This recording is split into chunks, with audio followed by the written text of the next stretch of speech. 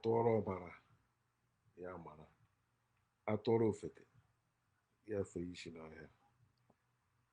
What's up, family and friends? Welcome to the Woke Nation, our nation of factual truth, where we feel free to share knowledge and spread the knowledge of factual truth without fear, without favor, and without feint. Where we encourage us to live our lives and live it well through the knowledge of factual truth. And personally, I'm encouraging you, charging you to live your life because it is your life. And one of the things you must have heard from me, and I will keep repeating, is this about your life. See, your life is not a gift, it is your life. It is not God's life, it's not someone else. That's why it's called your life. And that life is eternal.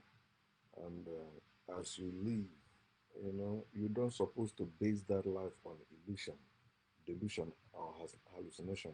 You're supposed to base it on reason, facts, logic, reality. Something you can demonstrate, something you can prove. You cannot prove a claim. You cannot demonstrate a belief. No.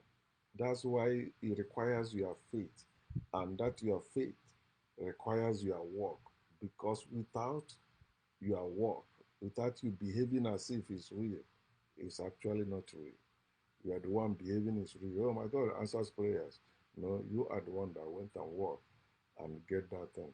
No, God answers prayer. If God answers prayer, you will stay. Jesus says you should go inside your room and lock the door and pray. So the God you pray in secret will reward you publicly. But after you pray, you come out, no God will show up to drop anything at your doorstep. Guess what you did? You dress up and go to work. You have to go work. God don't provide for anyone. So I titled this Benefits of Work, Benefits of Labor, not benefits of God. I mean, not blessings of God, benefits of labor. The reason why I want to share this is because believers, states that believe in God, people that believe in God, you often hear them bragging like God is blessing them. When they are doing something and that thing begin to favor them, they say, "Oh, God has remembered them. God is the one opening door for them. Greetings are here." No, there's no God doing no any such thing. No God is able to give you anything. No God is able to rescue you from anything, to save you. And I've been saying this to my people, Africans. No God is helping you. No ancestors is helping you. Your ancestors are not guiding you. They're not giving you anything. You are the ancestors you're talking about, and there is no God. So you are the ancestors you're talking about. So you need to wake up. Know yourself. Wake up. Unite. Rise up to recover your heritage, which your original heritage, which is beyond spirituality, is greater than spirituality. Spirituality profits us nothing as a people because there's no benefits, and then benefits come from work. So when we join hands together and work, imagine how much gain we will have. Benefits of work. I hear some people they are doing two jobs in America now because they see a job that is paying them more than the previous one. They say it's now God has blessed them, God has remembered them. Oh my dear, when God say it is your turn, nobody can say it's a lie. There's no such thing as God's time, the time God will turn your life, or it is your turn now. Heaven is smiling on you. No, it's not. It's all bullshit when it comes to God.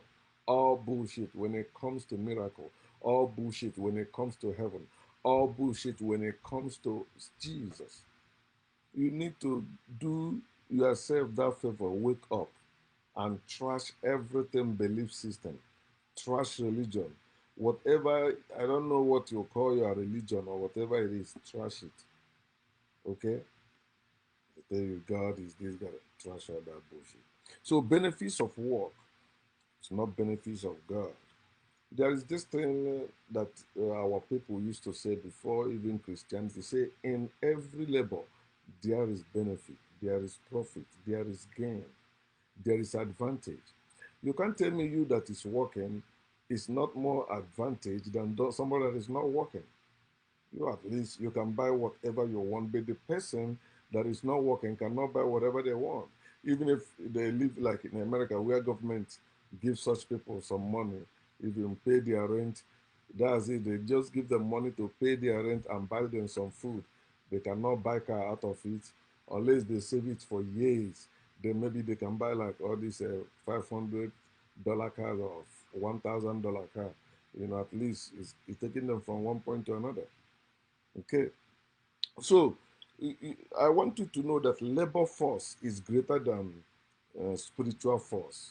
Labor force, when people gather together and begin to work, it is greater than spiritual force. Whatever force you say it is, spiritual force, force that don't want you to prosper, is a lie. If you begin to do the right job in the right place, that you must prosper. You must work.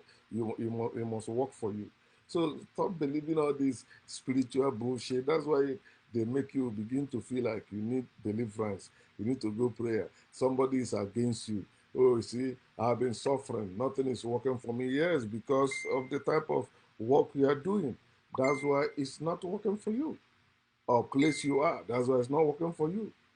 But if you go to a place where you have your thing, you will see that everything you do, it will prosper because you are doing it and you are doing it well. It's just like when you say that what I plant in the land is not growing well or it didn't do well. If you follow the way of farming, the way farmers used to do it, you will get the same result. That's what makes reality above religion, and that's what you need. You don't need religion because in religion you cannot demonstrate what you believe, but in reality, of course, and no matter your age, you can do the same thing and it works. So, labor force is greater than spiritual force. One of the havoc of faith or belief system is converting human beings to deny facts for fiction, denying beliefs for reality. That's one of the havoc of faith, havoc of belief system. When you have faith, you deny facts because you lack knowledge. When you have knowledge, you cannot deny facts. They say there is facts. Say, show me. You will say, I believe, I believe. No. You will say, show me so you can see it. So understand that you cannot have work and the grace. You cannot have work and the blessing. So when you're talking about grace, you're talking about blessing, blessing of God. But no, God cannot bless you. God cannot grace you. God cannot. God can never benefit you. God can never gain you. And that's why you see those that believe in God, they are the ones speaking for God and fighting for God. The God that cannot speak for himself or do something for himself, everything for himself, that God is usually, you don't need that God. You don't. Why should you that is real needing help from who is not real? Why you are real. So why do you need help from a God you have not seen and you cannot see? You can make all the noise like in America. You see how Donald Trump is making noise, but he don't have evidence. Excuse me. He don't have any fact to back his lies because you can never have any evidence to back lies. Excuse me.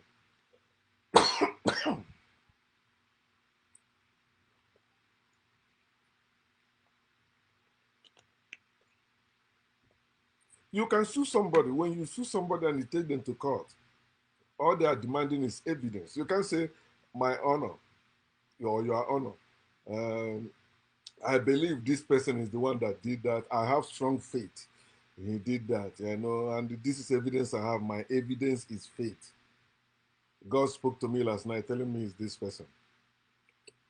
All they need is a piece of evidence. And even before they start the procedure or the deliberation, They will talk to whoever, like, if you know the evidence you have is not with you, talk to the court clerk so that they can reschedule you. Because if not, it's the evidence on the ground that they will use to determine who win the case or who loses the case. So, no, you cannot have work and the grace, or work and the faith at the same time. And I want to use like Bible to show you even where I say that. So welcome to Bible study. Like when you read Romans chapter 11, Romans chapter 11, I want to show you something. Hear what he said in Romans chapter 11, verse 6. Hear what he said. And if by grace, then it is no longer of works. Otherwise, grace is no longer grace. When you are walking, there you are not operating by grace or under grace. You cannot have grace and walk together. He said, if it is by grace, then it is no longer of works. Otherwise, grace is no longer grace. He said, but if it is of works, it is no longer grace. Otherwise, work is no longer work. You tell me, oh, you have it by grace after you work. You are lying. That means that work is no longer work. You are calling your work grace. But what makes you most stupid is you're saying it is by the grace of God. It is by the Spirit of God. It is by the power of God. It is by the strength of God. It is by God's permission. It's happening in God's time. No, no, no, no, no, no, no, no. If it is of grace, then it is no longer of works. But if it is of works, it is no longer grace. So when you are walking, you are making grace is no longer grace. When you say you are walking by the grace of God, you are lying. Where there is grace of God, it does not require work. And that's actually what Jesus taught. Jesus said, when you pray, when you stand to pray, pray, believe you have received, you will receive, you will have them. He did not say pray, pray and believe you have received them and go and walk. No. He said, pray and believe you have received them. Then you will have whatever you ask. And believers today, or people that are defending Jesus, they will say, oh, no, no, no. Jesus, that's not what Jesus meant. No, he meant it. He caused a fig tree, right? Overnight, the tree withered. Jesus did not go uprooting the root or doing anything for the tree to die. Then the disciple came and said, you can say to this mountain, it's not spiritual mountain, physical mountain. So you can say to it the same way he said to the fig tree. The fig tree was not spiritual tree. He said, oh, tree, stand them along the way. Then he said that if you stand and pray, if you stand to pray, believe you have received, do not doubt, and you will have what you prayed. But nobody can have what they prayed for. You can never have what you prayed for. It means you pray to God to give you anything or to do anything, it will never happen.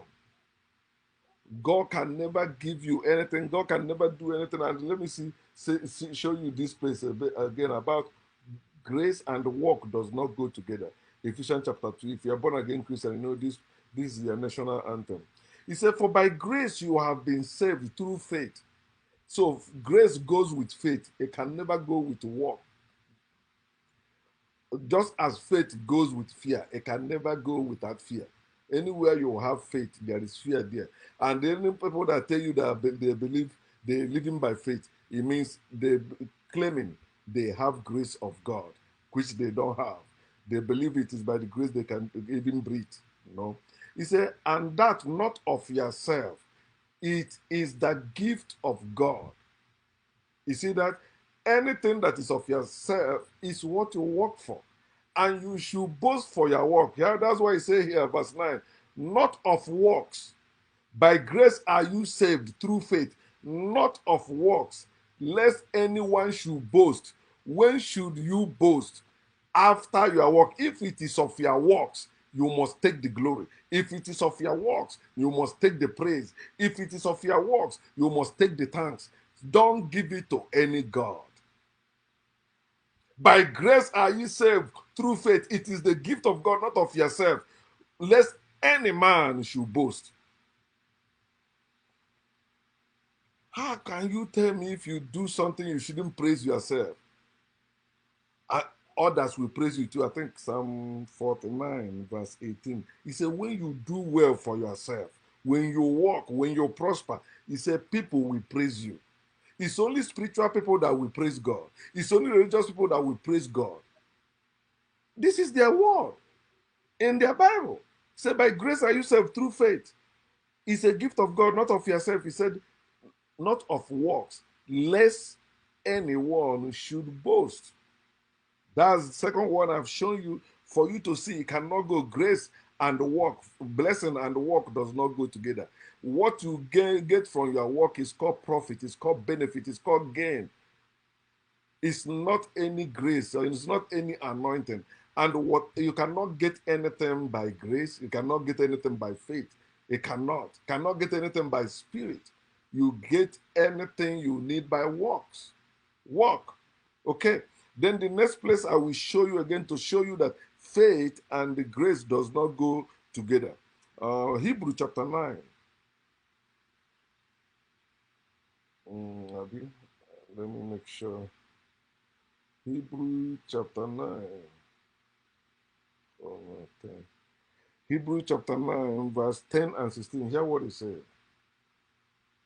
10 and 16. It said, concerning what? Hebrew? Sorry, my bad. Hebrew chapter 4. What is going on with this iPad? Hebrew chapter 4, verse 10. Talking about Abraham. He said, for he who has entered his race has himself, talking about salvation and all bullshit about God.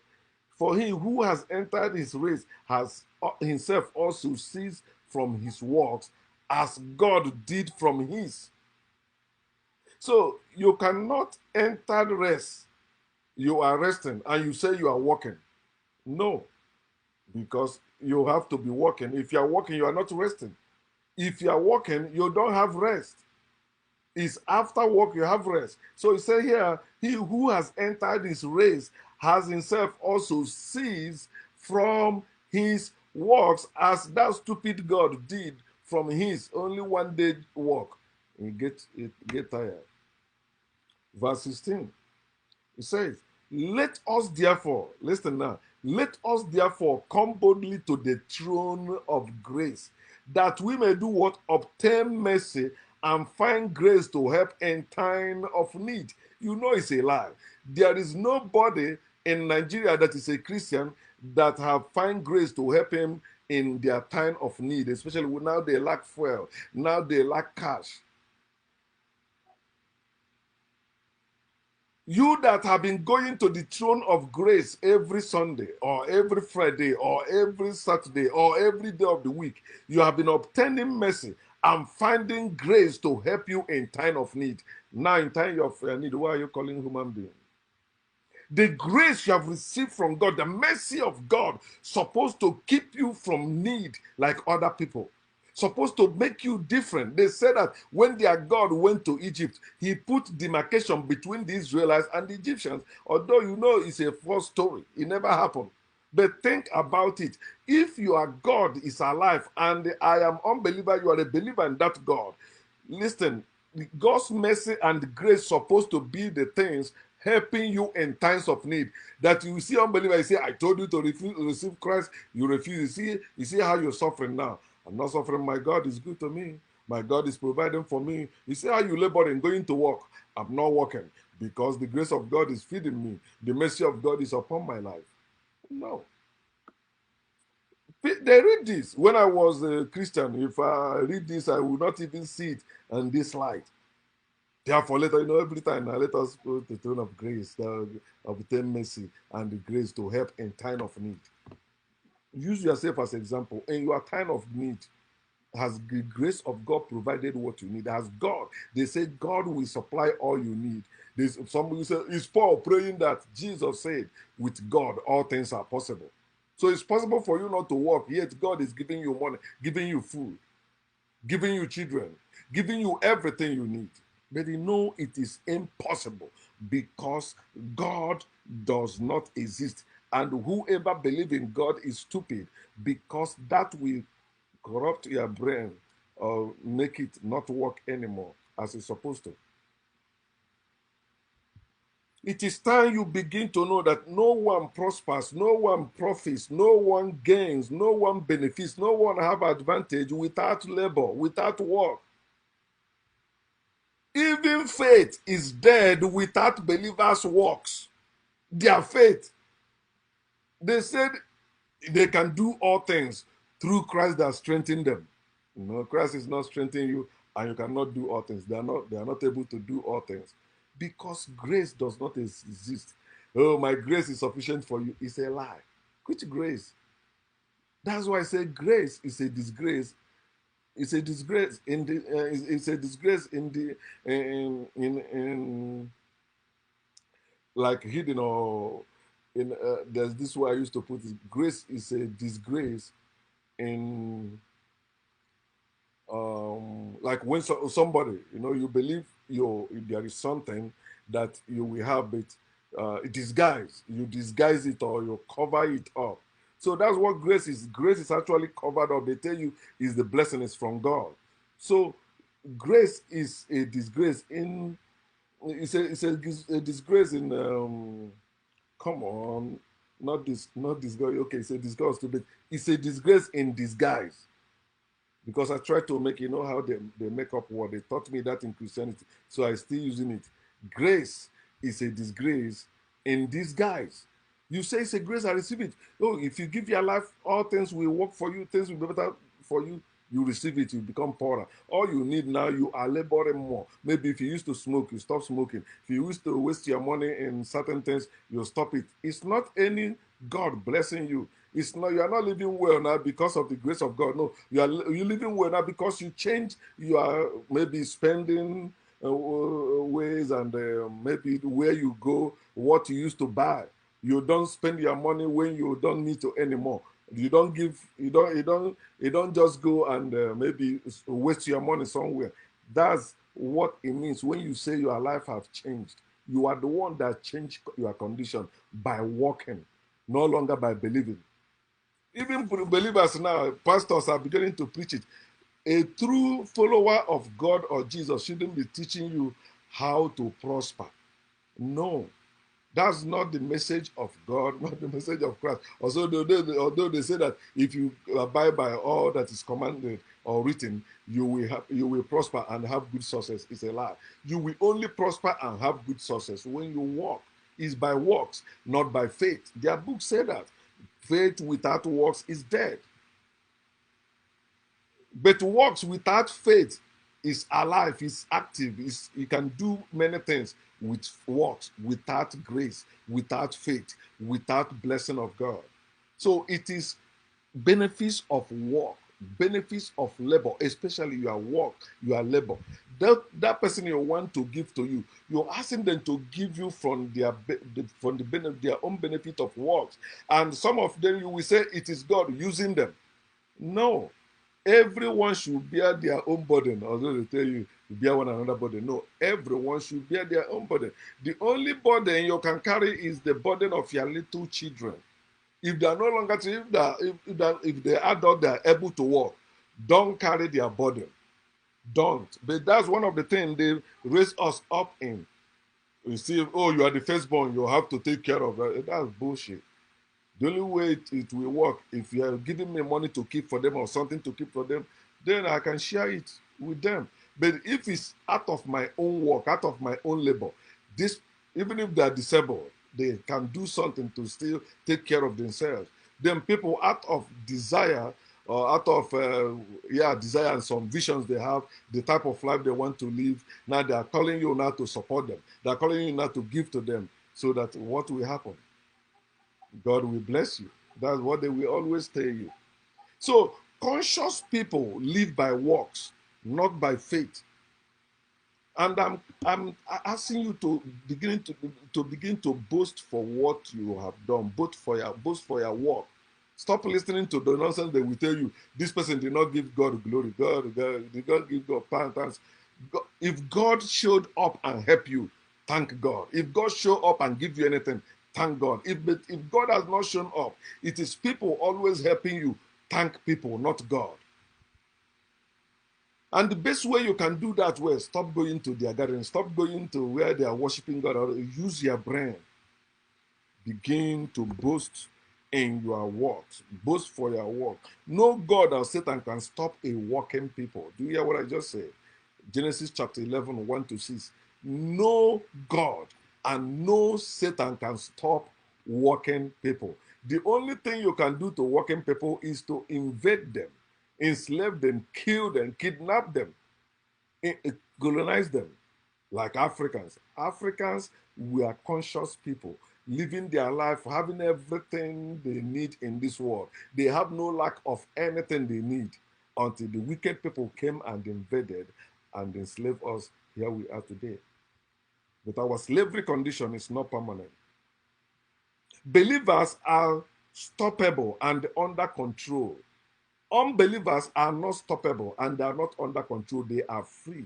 They are not living by belief. They are living by knowledge. They are living by knowledge. They are not living by grace. They are living by knowledge. They are not living by blessing of God. They are living by knowledge. They are not living by the power of God or spirit of God. They are living by knowledge.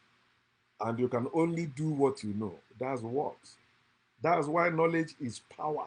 When you have knowledge of what to do, you will do it with all ease, and it will give you the expected results. So, they control us as a people when they invaded and enslaved us, defeated us, and all that. They control us to be believers. Another word for believers is sheep. So that they will remain under control, under their control. That's what they did. Like in Matthew chapter 23, verse 15. And this is what I say in closing. You see, the controlled people, that's the slaves or the sheep of God or sheep of Christ, the controlled people, do you know they are worse than those who are controlling them? You ask me, what do you mean? Let me tell you. The people that are controlled, the slaves, are not even trying to escape to feed themselves. So they are there doing the biddings of their slave master. So those who are oppressing them are controlling them, and they are working for the one controlling them. They are not working for themselves. That's what makes slaves slave. So that's what makes a slave worse than his or her oppressor, worse than his or her enslavers. So you have to wake up and begin to work for yourself. You have to create that mindset. It is you first, not any God. Have that mindset of the builders. As Africans, it's naturally with you. It is natural. It is not a gift. No one is coming to give you any any knowledge or anything to do for yourself. That's why they tell you their slave masters can never teach the slaves to know what they know or to live better or to be free. They can never do that. So everything, imagine what we are doing today as a people, Africans. We are helping our slave masters. And that's why you can see some of us among us saying that we don't love ourselves, we hate ourselves, we are attacking ourselves. No, they are ignorant too on the other part. They're supposed to know why we are behaving the way we are behaving. It's because we are still under control. They control us, they make us believers, they converted us. We are still a converted people, that's slaves, as we speak. So it is time you wake up and break that cycle. Break that cycle. Break that that bond that they made to keep you, living like slaves, and everybody's living like that. You think is the right way? No. What are you doing? What you are politicians, you are clergymen, all of them are working for the benefits of our colonizers, our enslavers, our oppressors from the West or from the Arabs or from the Europeans. That's who but our slavery condition is not permanent. So I'm asking you to value your work. Whatever you are doing to put food on your table, Value it. It doesn't matter how other people talk you down, talk people down on it. It is the way you carry yourself. I'm MHA here, but when I go to hospital, listen, doctors, nurses, all of them are the same with me. They know me. You cannot just come up and tell me do this as slave. I get up and do. I see other people do that. I say, why are you doing that? You say, no. I say, you are not making it. That's why they are not respecting you. I can't force people to respect me. The way I behave will teach you. You have to. I'm not begging you. You respect me. I respect you. I don't respect you because of what you have. I respect you because of who you are, my fellow human being. Gordon.